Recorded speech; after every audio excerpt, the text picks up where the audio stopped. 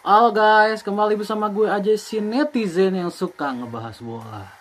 Ya, tadi tuh gue baru nonton pandit-pandit Malaysia ya di salah satu channel televisi yang ada di YouTube tapi ya bernama Astro Arena ya itu kan program yang terkenal ya di Malaysia, Astro Arena. Dan gue tadi menonton dua pandit yang membahas soal direkrutnya Jordi Cruyff menjadi penasehat teknis timnas Indonesia. Dan kedua pandit Malaysia ini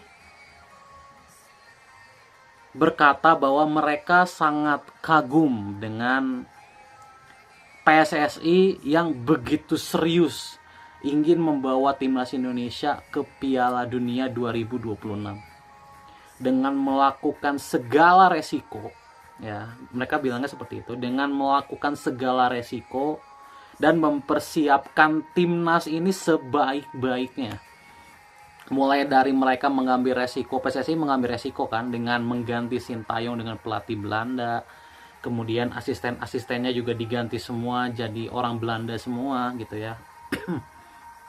Dan orangnya juga bukan orang sembarangan gitu ya, memang orang yang punya nama besar di Belanda, punya track record ya, meskipun Kluivert ini secara track record pelatih tidak bagus ya, tapi kan secara pemain dia bagus sekali gitu. Kemudian merekrut ibaratnya asisten-asisten juga yang berkualitas, nggak asal pilih gitu. Alex Pastoor ini kan masternya sepak bola di Belanda, bisa dibilang masternya sepak bola di Belanda. Kemudian merekrut Jordi Cruyff ya, dimana Jordi Cruyff ini sudah sangat berpengalaman sebagai penasehat teknis ya, sebagai sport director gitu-gitu ya. Intinya dia sangat berpengalaman di belakang panggung sebuah tim, dimana terakhir kan Jordi Cruyff ini di Barcelona ya, dimana dia salah satu orang yang menciptakan monster bernama Lamine Yamal. Dan keseriusan dari PSSI dengan melakukan semua ini sampai sekarang lagi dikebut ya proses naturalisasi dari 3 pemain bagus gitu ya, yang nanti akan join juga untuk memperkuat timnas Indonesia. Keseriusan ini yang membuat para pandit Malaysia ini sangat kagum dan mereka sangat antusias menunggu hasil dari timnas Indonesia di tanggal 20 dan 25 nanti. Jadi itu yang dikatakan mereka. Kemudian juga mereka mengatakan bahwa berkembangnya sepak bola Indonesia, dalam hal ini timnas Indonesia, ini juga membuat dinamika negara-negara ASEAN menjadi bergejolak. Maksudnya apa? Sekarang tim-tim yang ada selevel dengan kita ya dulunya, Malaysia, Vietnam, Thailand, bahkan Laos gitu ya, mereka pun sekarang seperti terpacu gitu. Itu yang mereka katakan ya, mereka seperti terpacu, tim-tim ASEAN lainnya seperti terpacu untuk meningkatkan level timnas mereka supaya katanya tidak tertinggal dengan Indonesia, bahwa selama ini AFF yang selalu dibanggakan ini ternyata nggak ada artinya kalau level kita belum bisa bersaing di Asia. Itu yang mereka katakan. Jadi ini akan menjadi dinamika yang luar biasa ya, terutama di ASEAN, apa yang dilakukan oleh Erick Thohir ini. Jadi kita lihat ya, jadi yang menarik dari semua ini yang dikatakan oleh pandit Malaysia ini adalah bukan lagi soal grow up-nya Indonesia, tetapi grow up-nya ASEAN. Jadi apa yang dilakukan oleh Pak Erick Thohir ini 2 tahun terakhir ini sudah memicu negara-negara lain untuk juga berkembang jauh lebih cepat. Makanya kan Malaysia sekarang sedang mencoba mencari diaspora yang kelasnya Eropa. Kemudian Thailand juga sudah memberikan statement bahwa mereka juga akan mencari diaspora Eropa untuk mendukung kan kalau bicara Thailand grassroots-nya udah bagus ya. Tapi sebagus-bagusnya grassroots Thailand ini kan masih 2 level di bawah Belanda. Ibaratnya kan kita banyak pemainnya dari Belanda ya.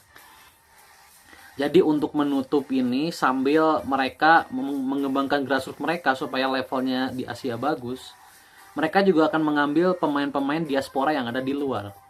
Juga Vietnam. Nah, kalau kita bicara negara Vietnam ini bisa dibilang diasporanya paling tipis dari semua negara ASEAN. Meskipun Thailand tidak dijajah, ya. Meskipun Thailand tidak dijajah, tapi Vietnam ini tipis karena tidak terlalu banyak bisa dibilang imigran yang keluar dari Vietnam, nggak banyak gitu. Semenjak konflik Vietnam itu kan sudah tidak ada lagi gejolak di Vietnam kan. Jadi tidak banyak gitu diaspora yang dipunyai oleh Vietnam. Nah, kalau kita bicara Thailand ini kan banyak lah yang dari Eropa gitu. Karena orang-orang Thailand ini banyak yang keluar negeri untuk mencari bisnis, mencari segala macam gitu. Orang-orangnya sangat aktif lah. Berbeda dengan Vietnam lah gitu bisa dibilang. Nah, kalau kita bicara Malaysia, diasporanya ya, diaspora dari Malaysia ini kebanyakan dari Inggris karena jajahan dari Britania. Ya kan? Kebanyakan dari Inggris, makanya kalau melihat isu-isu pemain diaspora dari Malaysia kan kebanyakan Malaysia Inggris kan. Kayak mungkin yang paling terkenal itu George Brownhill. Nah, itu kan dari Inggris. Jadi mereka itu diasporanya lebih banyak di Inggris, tapi ada juga yang dari Belanda karena mereka juga terkena serpihan penjajahan Belanda juga. Ada yang dari Jerman juga gitu ya. Jadi kalau bicara Malaysia ini sebenarnya diasporanya banyak di Eropa, hanya aja mungkin belum menemukan yang levelnya Eropa gitu ya.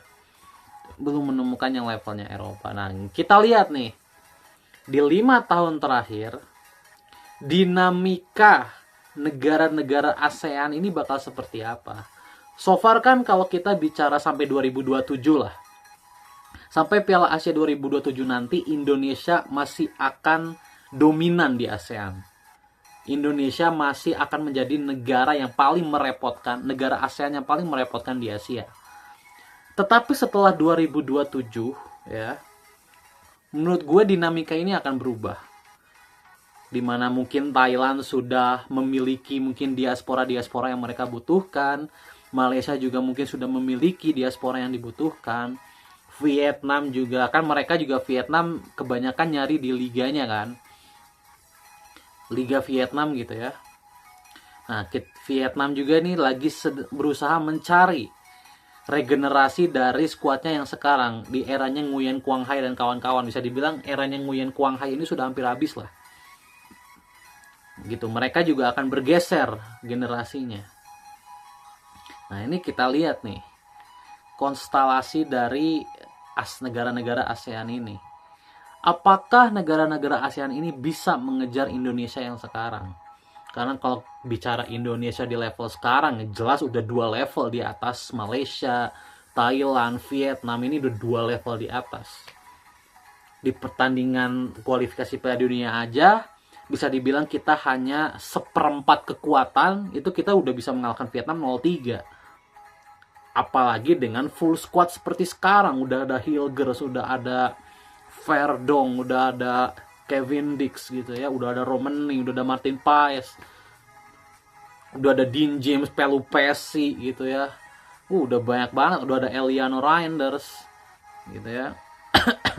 Udah tebal sekali gitu timnas Indonesia. Jadi itu yang dikatakan oleh pandit Malaysia ini gitu.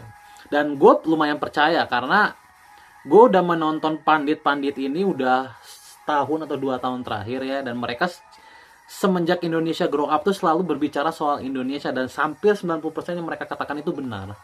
Contoh seperti Marcelino yang akan menjadi bintang. Ternyata terbukti lawan Arab dia jadi bintang gitu ya. Kemudian timnas U23 yang akan merepotkan, ternyata benar juga gitu ya. Jadi hal-hal seperti itu gitu.